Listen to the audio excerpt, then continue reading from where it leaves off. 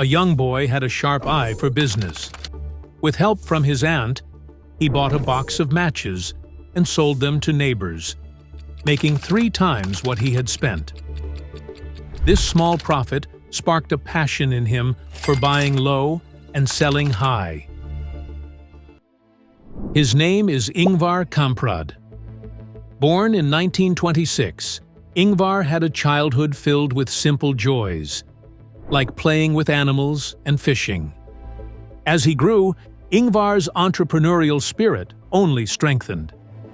He sold everything from Christmas cards to wild berries, reinvesting his profits into new ventures.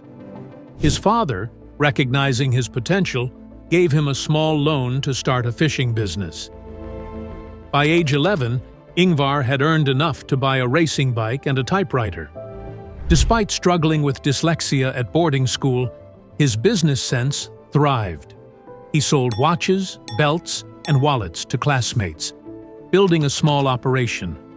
Upon graduation, his father gifted him the money to officially register his business. And at 17, Ingvar founded IKEA, starting simply with mail-order sales from a shed near his home. So, how did this little business in a shed turn into a huge billion-dollar company? In the early days of IKEA, Ingvar was full of energy and ambition. He started out selling simple items like pens and watches, but soon realized he could do more. While his parents helped run the business, Ingvar went back to school to study business and learned a key lesson. Most companies focused on making products smoothly, but not on delivering them smoothly. Determined to make IKEA stand out, Ingvar worked tirelessly, even while juggling military training. After years of hard work, in 1948, he decided to go into furniture, just as post-war Sweden was experiencing a housing boom. People needed furniture, and IKEA was ready to meet that demand. However, IKEA faced a major challenge. Competing companies were selling the same furniture, often at lower prices. The pressure to cut costs threatened IKEA's quality, but Ingvar had a different plan. Drawing on his business lessons, he bought a rundown department store, renovated it, and shifted focus to furniture, offering both catalogs and a physical store where customers could see products firsthand. It was a bold, risky move, but it paid off. On opening day, a huge crowd showed up. And from there on, the store became a very popular one. Yet, with success came unexpected enemies who saw IKEA as a serious threat. In the 1950s, IKEA's fast growth caused concern among traditional furniture stores, which found it hard to compete with IKEA's low prices. Stuck in their old ways, these stores struggled to keep up. In a desperate attempt to protect their businesses, they plotted against IKEA and succeeded in getting the company banned from selling at trade fairs, which were crucial for furniture sales at the time. But Ingvar didn't back down. He found loopholes, selling through different companies. When the stores managed to ban all sales at trade fairs, Ingvar simply showcased his prices, drawing attention to how affordable IKEA was. In response, the stores pushed for a ban on displaying prices altogether. Still, Ingvar fought back, hosting his trade fairs in big cities. Eventually, the competition succeeded in banning IKEA and Ingvar from all trade fairs. Unmoved, Ingvar sneaked into one fair rolled up inside a carpet.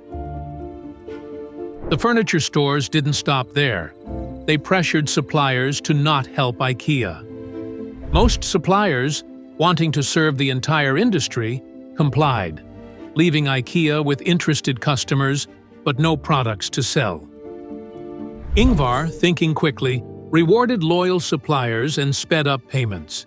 He began designing unique IKEA furniture and transferred production to Poland, far from his rivals. In the end, IKEA not only survived, but came out stronger, with Ingvar saying, "The boycott only made us stronger, and the crisis became a non-crisis, as we were constantly coming up with new solutions. Little did he know, one of his solutions would go on to lay the foundation for something truly remarkable. One day, Ingvar was taking a picture of a new table. As they were packing it up, one of his employees struggled to fit it in his car. Ingvar noticed how much space the table took up and had an idea that would change IKEA forever. Why not remove the legs? They created a prototype, and it worked perfectly. The legs could easily be screwed on and off. Ingvar saw how useful this could be. Selling furniture in pieces that could be flattened would make it easier to transport. This became a huge turning point for IKEA. The packaging for IKEA's furniture became much smaller, allowing them to store and ship items more efficiently and at a lower cost. They also saved money on packaging materials and had fewer instances of damaged furniture.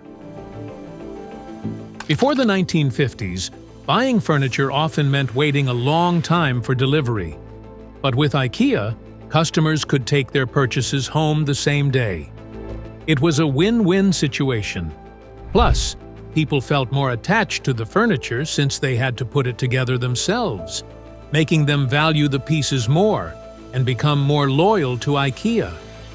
But Ingvar had even bigger plans. What if IKEA could be more than just a store? What if it became an experience that customers couldn't resist? After the success of IKEA's first store, Ingvar Kamprad knew he was onto something big. Determined to take it further, he set his sights on building a new store that was even larger and more impressive.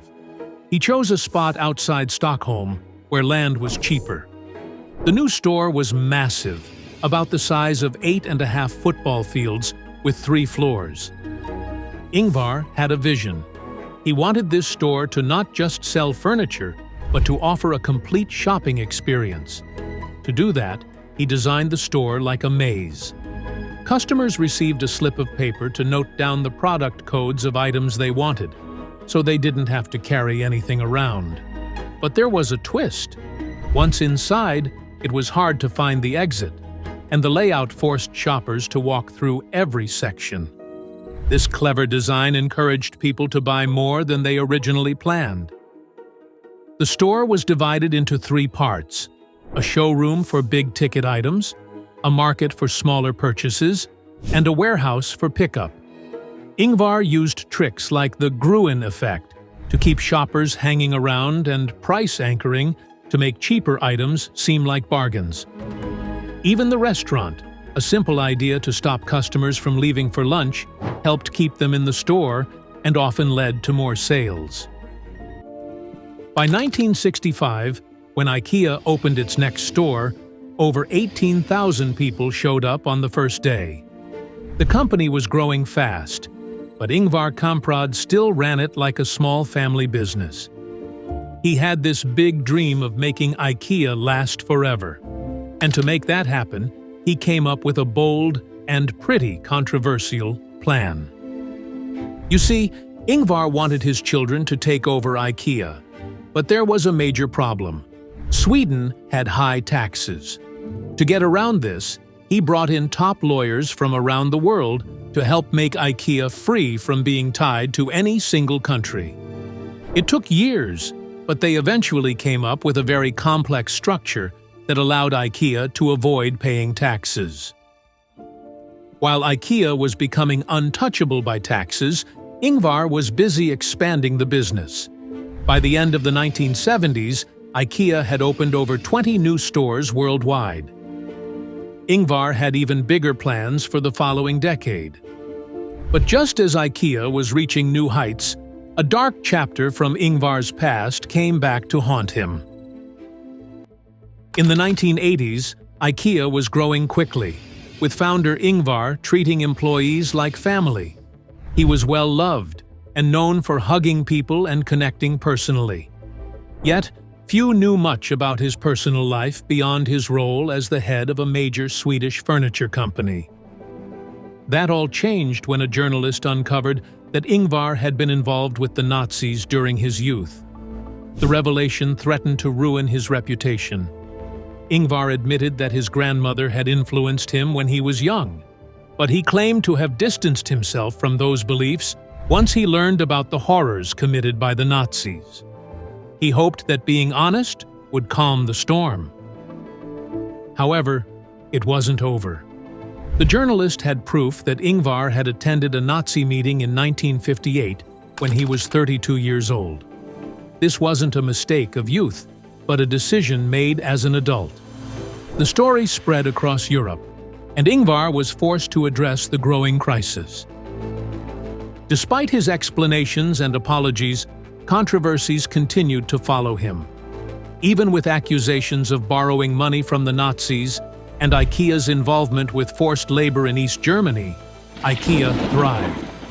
By 2008, it had become the largest furniture retailer in the world. Ingvar remained humble, living simply until he died in 2018 at the age of 91. Today, IKEA operates more than 450 stores and stands out as one of the most fascinating companies. It has transformed the way the world buys furniture, with its success reflecting both bold ideas and ambition. However, it also raises important questions about the connection between success and ethics. While we applaud IKEA's achievements, we must consider, can innovation flourish without ethical compromises, or are the two always connected? If you want to know more about it, you can check the links in the description. Don't forget to subscribe to our channel. You can also follow us on different social media platforms. Links are mentioned in the description box below.